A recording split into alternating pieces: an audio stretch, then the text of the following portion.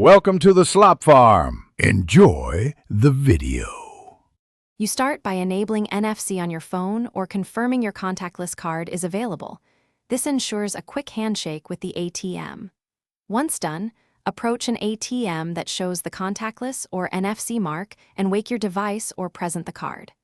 Make sure your device screen is unlocked and any wallet app is open if required. This reduces delays. If you use a card, remove it from thick sleeves. You want direct proximity for reliable signal exchange and fast authentication. You tap or hold the device steadily over the ATM's reader until you see the green light or hear a beep. That confirms the NFC link. Next, follow the on-screen menu to select withdraw, check balance, or another service. The ATM uses tokenized data from your device to identify your account. When prompted, enter your PIN on the keypad. This two-step action validates you. Make sure to cover the keypad and watch for timeout messages so the session completes smoothly. You finish by confirming the amount and waiting for the ATM to dispense cash and print a receipt or show confirmation on your device.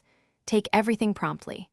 If the reader fails to respond, move the device slightly closer and represent it within 10 to 15 seconds, because alignment or low battery often causes drops.